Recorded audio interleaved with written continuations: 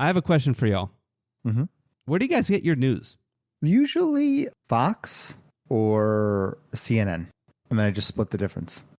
The notifications on my phone. I randomly get like Wall Street Journal, the New York Times. I don't read the articles. I just get them. I don't even click on them. I already feel like I know what's going on. You just scroll through and you're like, I got enough for the day. I'm like, clear. I usually get it from MSN. They usually have like all the headlines, whatever, and there's like MSN page, I think. You mean like on the homepage of your like browser? Pretty much, yeah. Chris gets this information from Napster. Yeah, right? AOL.com. He got the CD. Chris has a Hotmail email. Well, I got a story for you. It's got allegations of money laundering, media companies, influencers, and foreign assets. In this episode, I'm not dumb, but who's trying to influence our influencers? Welcome to the I'm Not Dumb But podcast, where we won't claim to have the answers to life's deepest questions, but we'll give you an exciting journey into the realms of knowledge you never knew you needed. Might be mainstream, but not common knowledge. From artificial intelligence to conspiracy theories, no topic is too taboo for us to explore. Let's get curious together.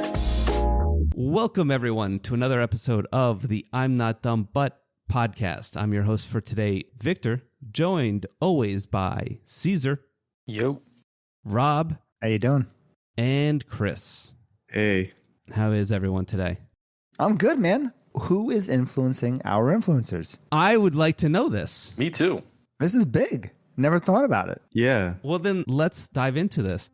On Wednesday, September 4th, 2024, two RT employees, I'm going to butcher these names, Kostiantyn Kalashnikov, 31, also known as Kostya, Elena Afanasyeva, 27, also known as Elena, were charged by the Department of Justice with conspiracy to violate the Foreign Agents Registration Act and conspiracy to commit money laundering. Now, do you guys know what RT is?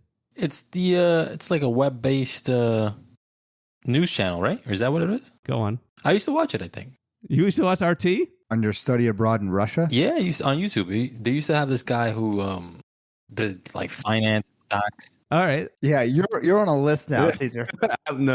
Let me tell you what it is. And you let me know if you actually watched it. RT, formerly known as Russia Today, is a state-controlled news television network funded by the Russian government. It was founded in 2005 as part of a public relations effort by the Russian government. It is available in 5 languages. Its original form, English, Arabic, Spanish, German, and French, which is weird for a Russian news network that doesn't actually give news in Russian. remember, no Russian.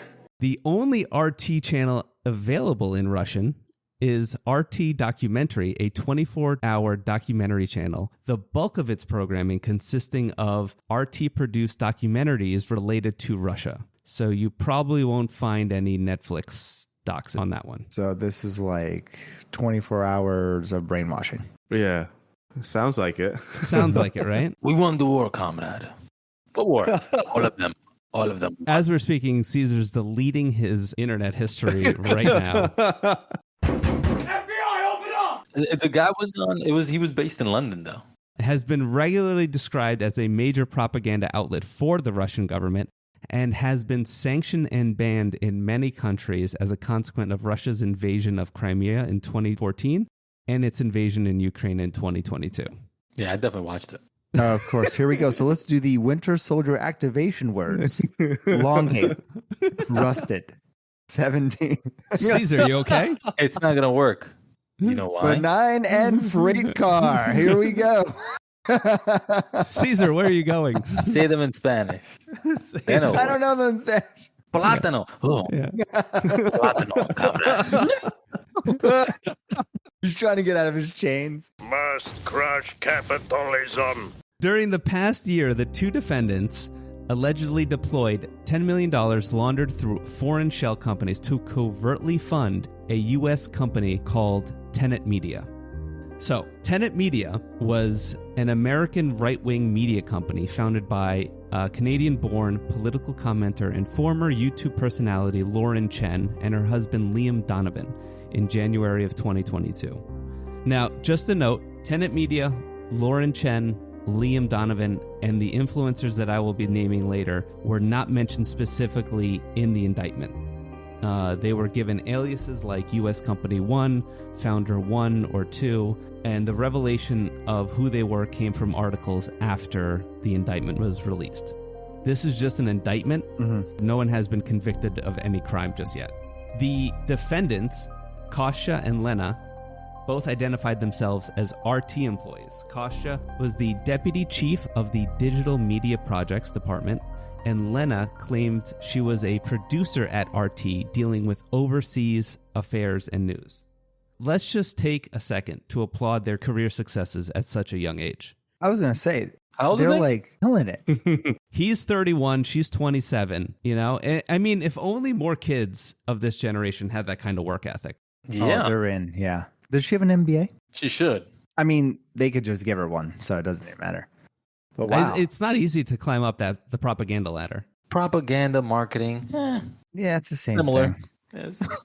Yeah. You're selling Pepsi or you're selling selling Russian Pepsi. influence. Yeah, what do you... The best salesman ever. So let's start at the beginning. From about March of 21 to about February of 22, Lauren Chen allegedly created videos, posted social media content, and wrote articles following a written contract between one of her companies and RT's parent organization. They billed the Ano TV Novosti for approximately 217 videos, of which 209 were published on her personal YouTube channel and 19 opinion articles which were posted on RT's website. No articles disclosed that she was actually being paid to write them. She doesn't, I'm guessing since her opinion, she has no sources, no nothing like that. No, I actually don't know. I didn't read the articles, but she was getting paid to write opinion articles. Nothing there sounds fishy, you know? She just got a regular job. Do you feel left out? That we're not getting paid for our opinions? Right? I have so many of them. I mean, if you really think about it, what's the difference between what they're doing and what we're doing? We're just talking about our opinions. It's true. But they're getting paid. And 209, I mean, they got to meet every week. Money, please. But also, she didn't disclose that she was actually getting paid to write them. She was just like, these are my opinions. Nice. Yeah, that's not nice. So after a while, RT invited Chen to appear on RT television programming, created and dedicated pages on RT's website identifying Chen as a contributor and featuring Chen's articles, and provided an official letter on the RT letterhead designating Chen and Donovan as essential workers during the COVID-19 pandemic. Can we bang some pans for them? Yeah. What? You know how they banged all the pans in COVID at 7 p.m. for all the first... As an essential worker, I still don't get that. I don't remember this at all. It was like everybody came out and they started clapping and Yeah, banging like pans, at 12 or something. It was like 12 and 6. Yeah, you just had a 14-hour day in the emergency room. You said, watch 6 people die, and then someone's banging a pan in your ear, and they're like, thanks, bro. The real heroes are still there. They knew who they were working with, and they knew that it would be frowned upon if it got out. In private correspondence between Chen and Donovan, Chen allegedly wrote, RT's budget is going to be larger, but acknowledge, I know being Russian, some folks in the US aren't too hot on them, LOL. As another example, a producer told Donovan that when I was asking people if they wanted to interview, many said yes until I said I was with RT. So I switched to saying I was just working for Chen. Donovan replied, ha, not surprised. Yeah, you know something's up. Yeah, you know something's up. When you're like, hey, do you want to interview for my company? Oh, by the way, I work for RT. And they're like, no, okay, I'm just going to not say I RT. Yeah, they're hiding something. So Chen and Donovan created Tenet Media in January of 22. It was incorporated in Tennessee. They employed 3 producers and outside editing staff, which included the 2 RT employees that are in the indictment, Kostya and Lena. In December of 2022, Chen started working with someone named Edward Gregorian, who she communicated with through 3 of his representatives. His goal was to launch a YouTube channel and to find a content creator to be the face of that channel. He was willing to pay $1 to $2 million per year. The contract they made with Chen was that her influencer talent scouting services would get her $8,000 per month. Bro, we got to jump on this RT. Are they hiring still or? Yeah. Oh, what's the application? Gonna reach process out? like? Yeah. Do I need a lot of references? And we have listeners from over 12 countries. So I think we can fill in those shoes. What do you guys want us to talk about? We have 16 YouTube subscribers. I mean, that's got to cost something, right? Yeah. We're willing to talk. So you see like this guy, they're like, hey, this is Edward Grigorian. He's a fucking business mogul, right? Her $8,000 checks a month came from a Hungarian shell company. Oh, God. Later, as she negotiated with influencers, her payments came from a Czech shell company whose website sold automobile parts, but also listed unrelated services such as cyber armor suite, fortifying your digital defenses. It had no mention of Grigorian, his representatives, or the Hungarian company that she used to get checks from. That's Yeah, a problem. so this is They should have went to the Cayman Islands. That's where all the money's stashed. So this is state run. They're being funded by deep pockets. Right. The commenters that she first approached and that she negotiated with were Dave Rubin, Benny Johnson, and Tim Pool. The Dave Rubin I've heard of, but I've never seen his stuff. Yeah. Tim Pool. I feel like I've heard that name too. He's like that young looking kid who always wears a fucking beanie. Yes. Talks Yeah, I know you're talking like he's always wearing black. Yeah. They are the more conservative alt-right voices on the internet that float around the far-right conservative podcast circle jerk. So some of the contracts that these commenters negotiated with Tenet were asking for $5 million a year. Another was $100,000 a week. And when they brought these up to Grigorian, his reps were like, yeah, okay, no problem. Bro, there's money out there They're to just be thinking made. like I should have asked for more. Yeah, I 2 million. Yeah. So who is this Grigorian guy, right? And does he exist? And so I'll let you guys decide. Yeah, is that an alias? Let me give you some insight on Big Ed here. Mm-hmm. One of the commenters asked for his cell number to speak with him. Instead, the rep asked if the call can be placed on WhatsApp or Zoom, both of which are two softwares that encrypt and hide your location. They asked for press releases, interviews, and all they got was a LinkedIn page, which had a hyperlink to a random company. Chen searched for Grigorian with 0 results on Google, no references to places that he's claimed to have worked, nothing. So they asked for some material. The reps sent this profile. It's great. It's like this CV. It's a picture of a guy on like a private jet with his name, and it just reads, Edward Grigorian. Experienced finance professional and investor, deeply engaged in business and philanthropy, leveraging skills and resources to drive positive impact, supporting a range of organizations worldwide with a dynamic presence mainly in Brussels and London, engaging in personal and professional pursuits in each location with a focus on poverty alleviation, championing free speech, and advocating for social justice causes. This guy's real. He's a real. Is that the whole URL? That's a long website, man. It's not a website. This is like a pamphlet. This is like a resume. I would hire him. I mean, he sounds great. Yeah. We should be paying him. It has like life and education. He was born in Brussels in 1975 to French Armenian father and a Belgian mother. Like him already. Love the chocolates too. In 2000, he got a bachelor's degree in economics and management, cum laude, from Nice. the school has been blacked out. Master's of accounting, finance, and political science. While he was a junior investment banker at banking analyst at everything's been crossed out. Any company or any school listed on this resume, when they looked it up, his name would not pop up at all.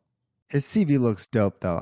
Do I need to add pictures to my resume? I was looking at this. I was like, I need a photo shoot on a private jet. Yeah. That does look pretty dope. That looks legit. And he's like looking out of the window. Yeah. Like there's opportunity there, and only he can see it. It's a work of art. It's beautiful.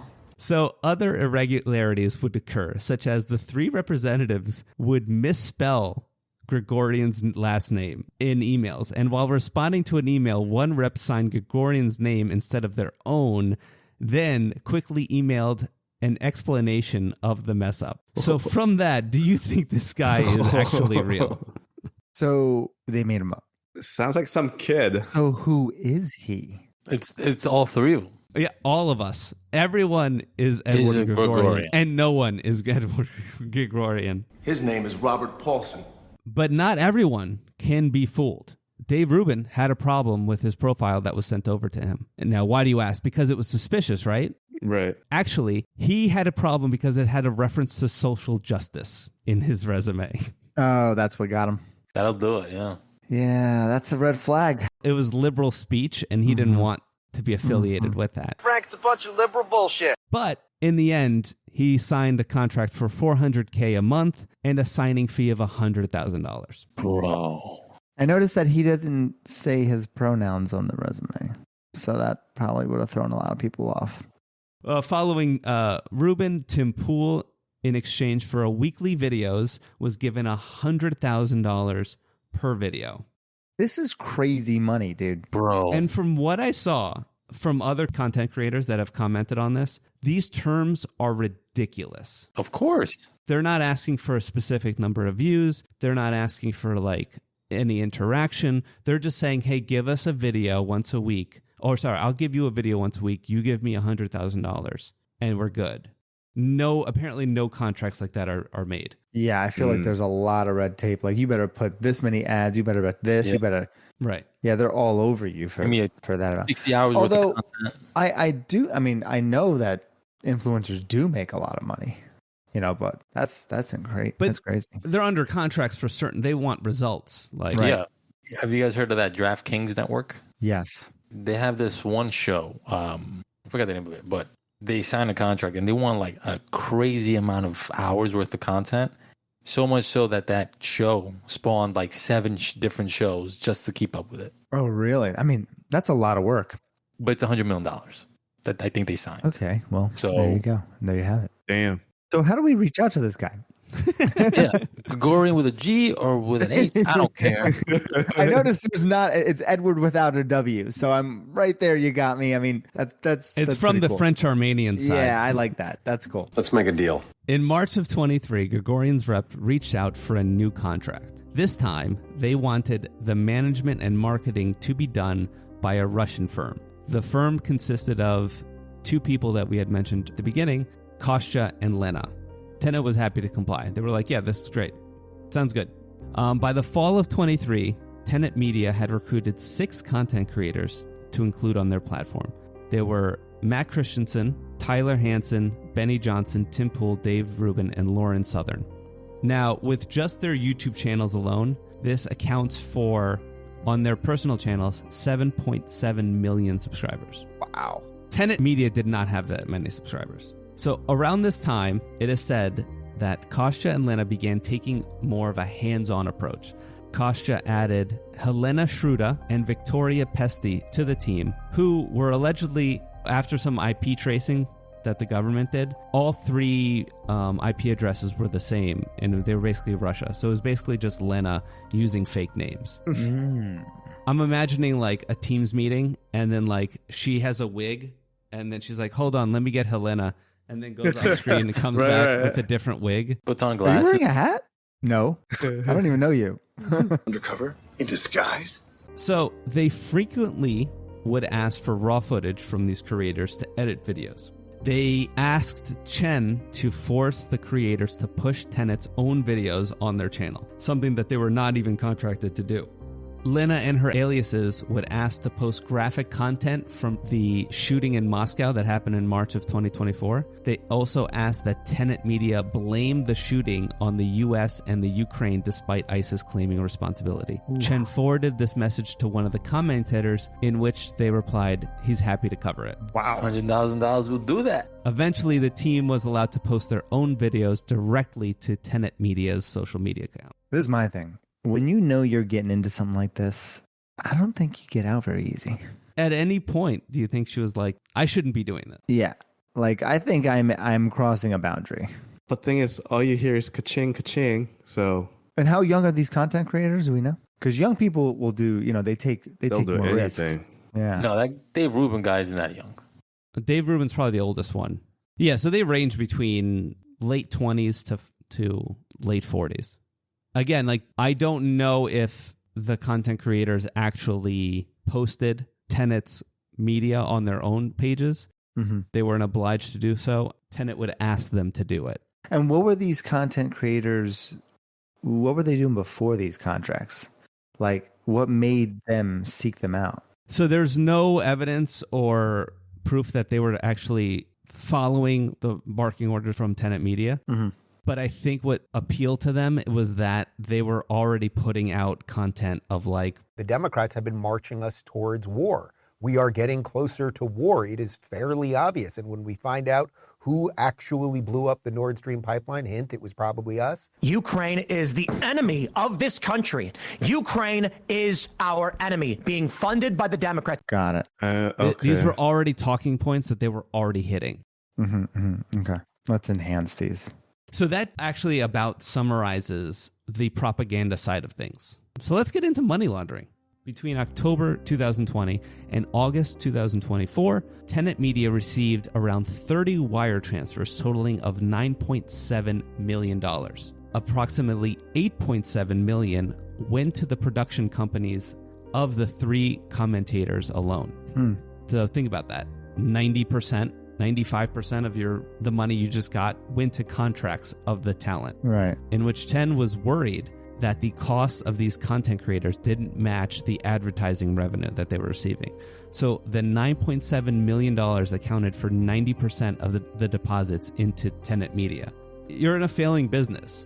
Yeah. The deposits were received from shell companies in Turkey, the United Kingdom, the UAE, Czech Republic, and Mauritius. Only a few of these companies had websites. Some even had identical addresses. They were listed to provide an array of services such as yacht consultancy, sale of textile products, electronic goods, and jewelry. And you can get a haircut there too if you want.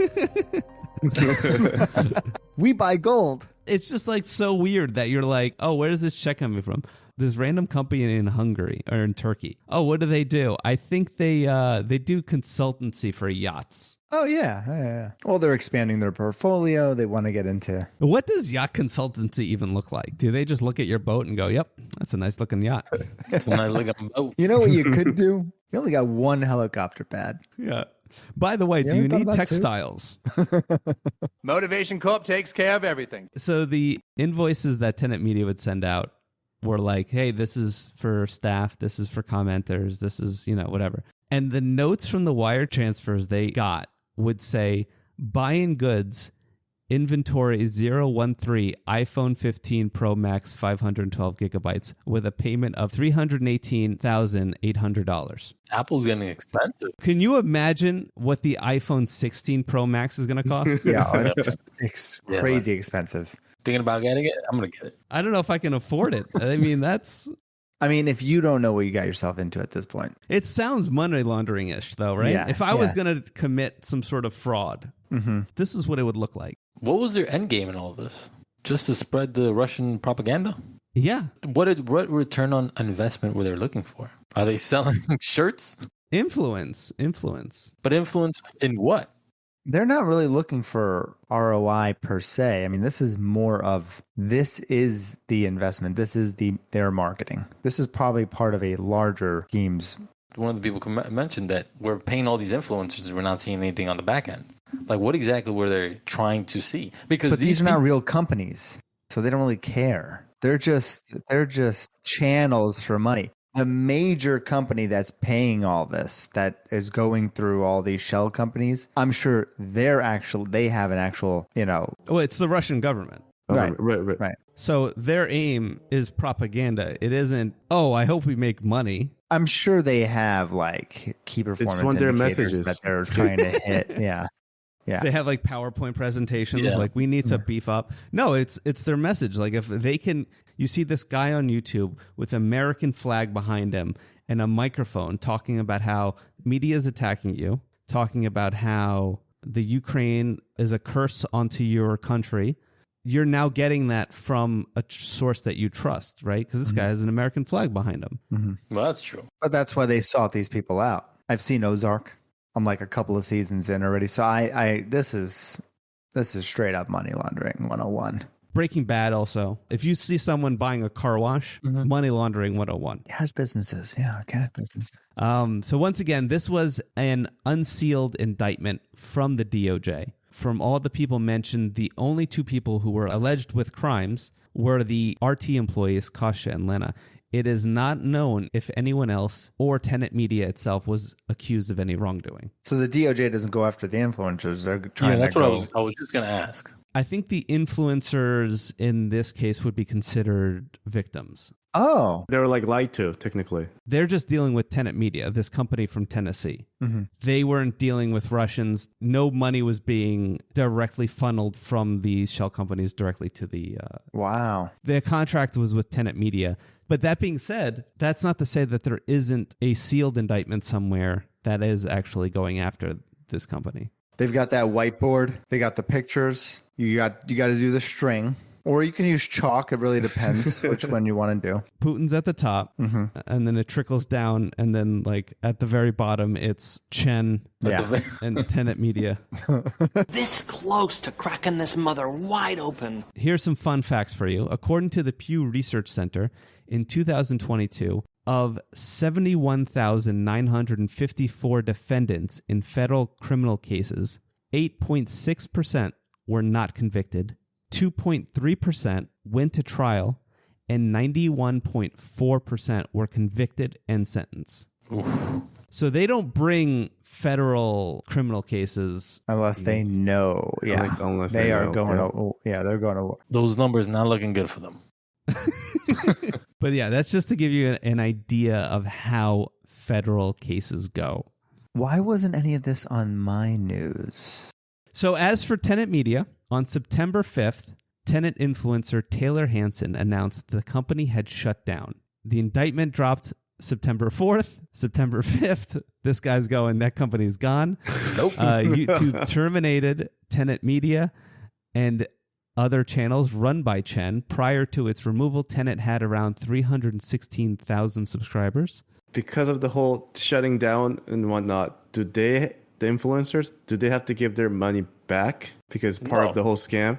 I listened to a few people comment on this. Apparently, no. No, you don't. It's like a service. No, you don't have to do that. They fulfill their contract. Yeah. They most likely will get to keep that money. Tenet Media, I don't know why they closed it down. Should have just kept it. I mean, they probably lost their funding though, right? Yeah, they just cut that head of the snake off, and they're just going to open another one. Hello, we need more money. Hello. Hello. Well, I mean, that is Tenet Media. Those two people. Edward Gregorian disappeared off the face of the earth, and therefore goodbye, comrade. Well, the yacht business is kind of picking up now, so they're going to stick to the yacht consultancy. Yeah, it's a busy season. We'll come back. We're not doing well. Let me call the Russians to help. Kostya and Elena were accused of money laundering and a violation of the Foreign Agents Registration Act. Do you guys know what that is? Is it like global entry? It was passed in 1937. It requires foreign agents, so a person or entity who engages in domestic lobbying or advocacy for foreign governments, to register with the Department of Justice and disclose their relationship activities and related financial compensation. So if they had just registered, everything would have been fine? I think the money laundering... frowned upon? It's interesting. I didn't know this existed, but it's interesting that it doesn't stop a foreign agent to lobby the U.S. government or anything. It just adds transparency. Because you got to know where that money comes from. You're just going to need this form and then take this down to that desk over there. And then when you're done there, come back here so I can tell you where to go. Oh, you also need it in duplicates, and you need 5 forms of ID. Apparently, it was to deal with the rise of Nazis in Germany. These guys in Germany, I don't know if you know your history at all. They're not great. They rose to power in Germany, and apparently a bunch of them came to the U.S. to spread the Nazi word. And Congress was like, whoa, you guys need to just tell us that you're doing it. Register? Walt Disney invited you here, but you just can't show up. Yeah, and where do you work? Oh, Ford. Okay. That's a wild ride. Yeah. Do you feel that you're being lied to when you like find out that like there's this like company out there that's just spitting the shit out but giving marching orders from? Now you're saying that. Now, yeah. Like, I don't know if I can trust. My thing is, we're being lied to by everyone. So trust no one? Trust no one. You really got to get all the information. You know, I really like certain TV stations and radio stations, and I follow them. But when I listen to them, sometimes I can see their agenda, or I can see, especially if they talk about a story or a topic that I'm really like well read up on, and I know a lot of the details.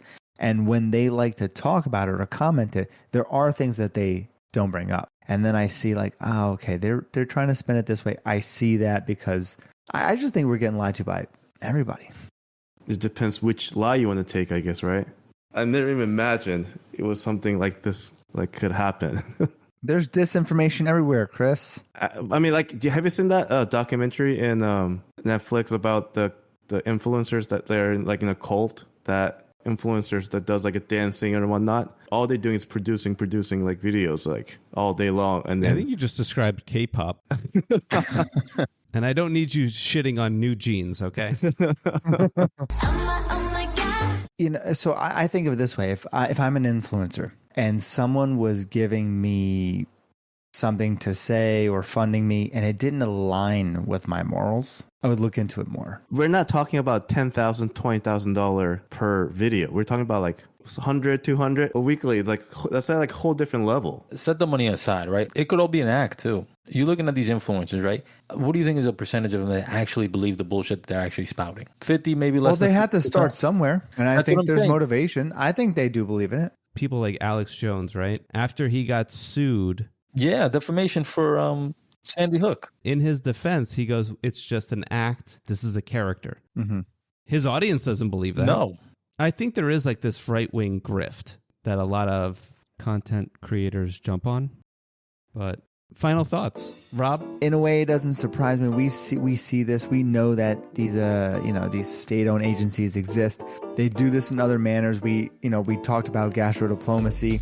They're always trying to increase their sphere of influence. They have an agenda. They're just like big companies too. Are you saying that Russians should just start sending more restaurants to be opened? Hey, listen, do you know a nice Russian restaurant? I don't. Soup and dumplings and vodka? I mean, that sounds delicious. That's what I had in college. What gets me too is like, I haven't heard these people, but I'm not going to.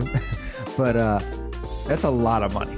And it does sound a little shady. I wonder, as someone who, I mean, we're content creators. I mean, I enjoy what I do, but I would be weary if I wasn't 100% sure. But you know what? When you're more successful and the checks come in, you just do what you got to do, especially if you kind of agree with it already.